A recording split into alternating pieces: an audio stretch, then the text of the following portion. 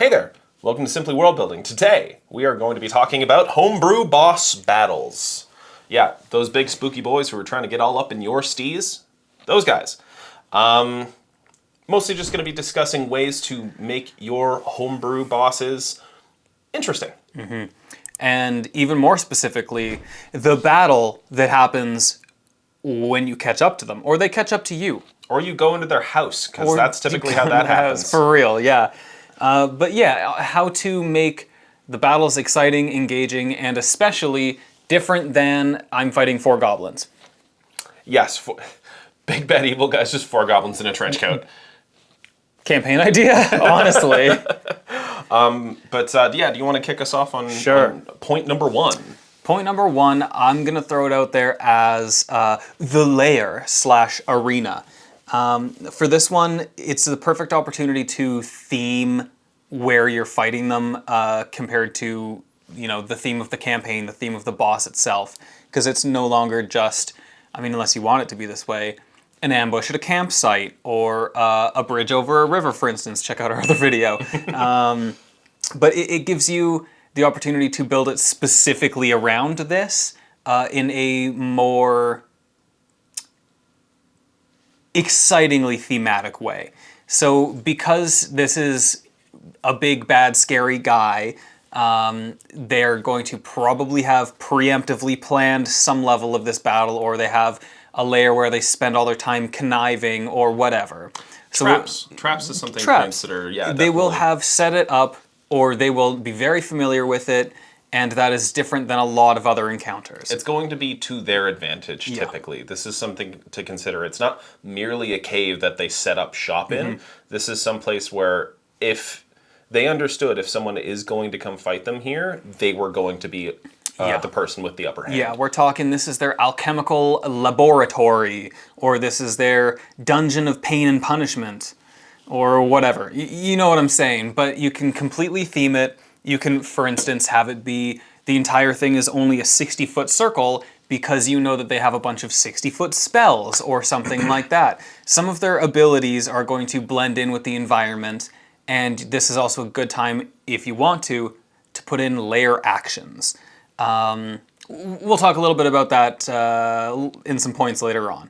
But yeah, theme your battlefield especially to them, and make it unique to their abilities, and swing it in their advantage as much as possible, because your players will take their time, hopefully, to do things like their research and plan things and create bombs and anti-magic cones and stuff like that. So give them all the advantages you can, and then later on, if you find out the night before that they didn't do any planning, then you can maybe dial it back a little bit, but give them a bunch of advantages.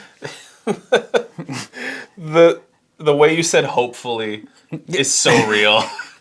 Hopefully. Hopefully. But okay, point number 2. Typically, I find your big bad evil guy is going to be capable of speaking in common and probably some other languages. Most of the time they're going to be able to speak. Even some sort of beast like a dragon also going to be able to know how to talk. And that brings me to my point. Make your bosses talk. Don't do single monologue as they enter the room and then no talk until they're dead, and then, how could you have done this? How could you have defeated me? I'm the most powerful, biggest, baddest boy. When you're playing your turns, throw some banter out there. Not on your turns, also completely viable. It's totally fair to throw out some banter or some quick jabs, or even, if he's getting low health, some very frantic speech and stuff like that. The point is mostly to have your bosses talk, and this applies honestly to enemies, but bosses especially, because you want there to be more of an emotional investment.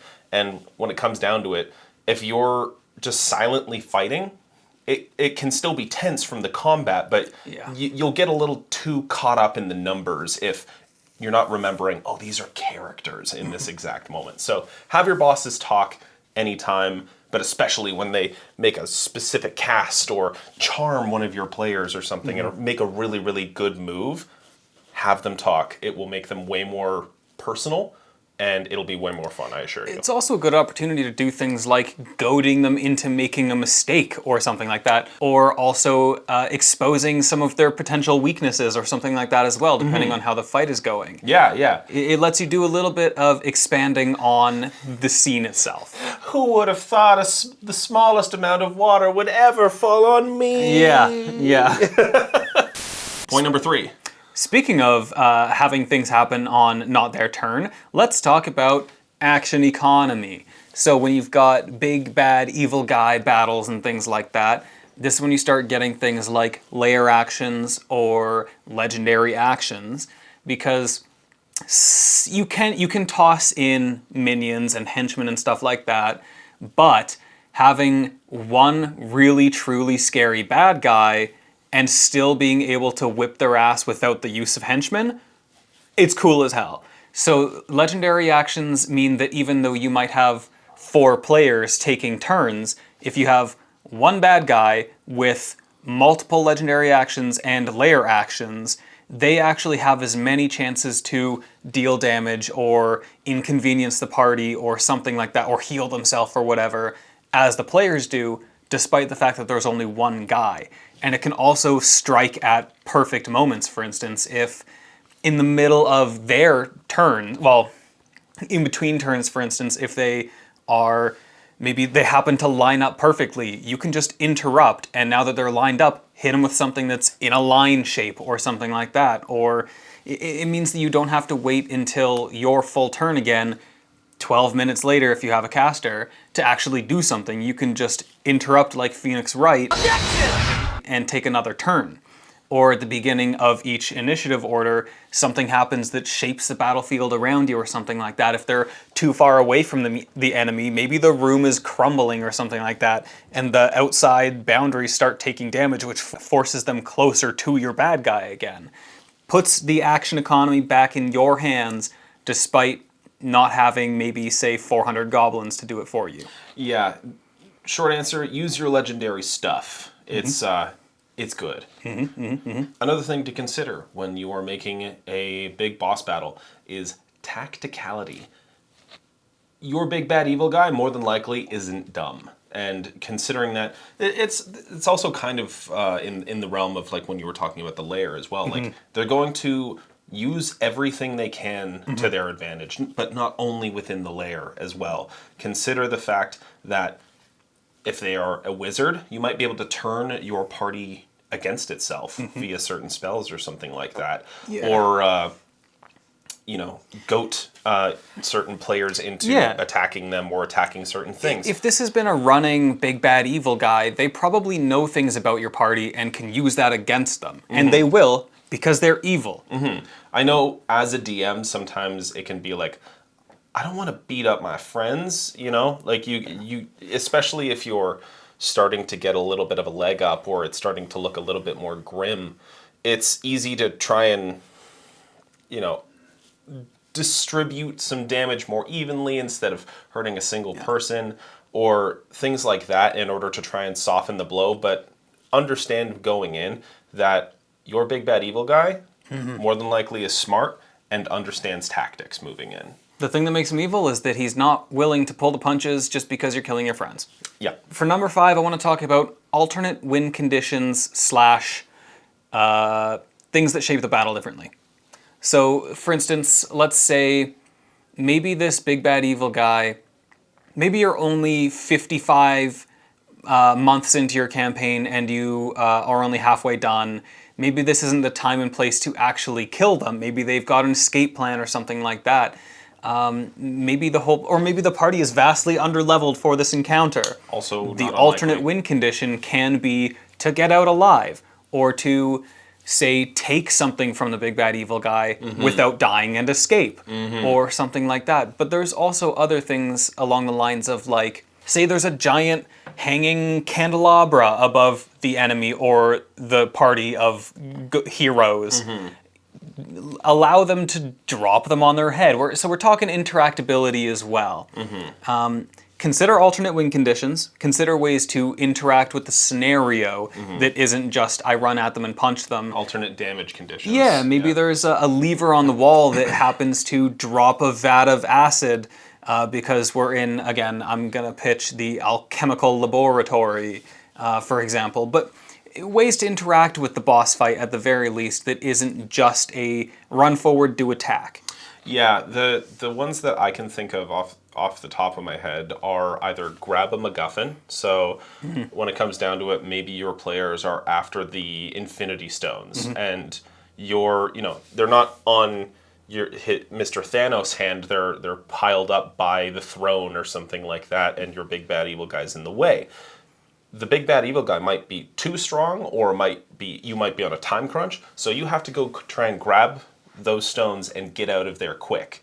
Another alternate win condition can also be to save an NPC who's in danger, who you are invested in or is important to the plot as well. It might not just be kill the evil big bad wizard. It might be also save the princess from peril. Yeah. Those are alternate things to consider when going into that kind of thing. Or even, for example, maybe it is the time to kill the big bad evil guy. Now is the time. You've had 110 months, for instance, of playing the game, and it's time. And they get up to the evil wizard guy or Thanos or whatever, and they find out that, oh, he's fully invincible. And they need to spend an entire couple of turns going to do this thing over in the corner while they're getting beat up from behind to somehow deactivate his Infinity Stones that make him invincible, for example. But maybe there's alternative things that will allow it to progress that aren't just I swing 2 times and do 157,000 damage. You land that fireball. It's nice, but fireball's not going to help you save the princess. Moving on to letter 6. This is something that has just been ingrained very deeply in me from playing any FromSoft game at this point, is extra phases. There is almost nothing more epic than a boss that gets even cooler halfway through. And even if your players aren't expecting it, it's also like one of those moments of, oh, whoa, oh my god! And just extra excitement that piles on. Maybe you do have your wizard who has the infinity pebbles, and he's trying to put them in his cereal, and you have to stop him from doing that. And the infinity loops. You're trying to get the MacGuffin, and you beat up the wizard. You manage to beat up the wizard. Nice. But then all of a sudden, you're like, okay, we have the advantage here. We're getting ahead. And then all of a sudden, that wizard turns into a dragon that can cast all the same spells, but also has now a breath weapon and all of that. The dragony stuff that comes along with it.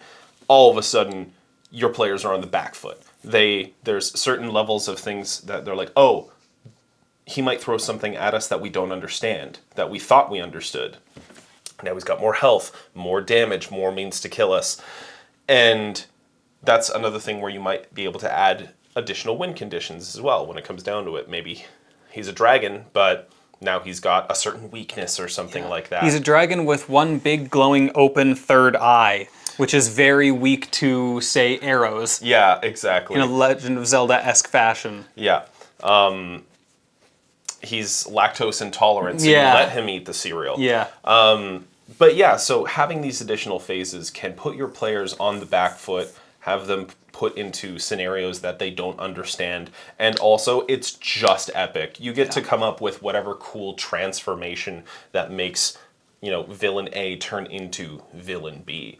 And sometimes it's even cool if you add something that's like the villain has to sacrifice something.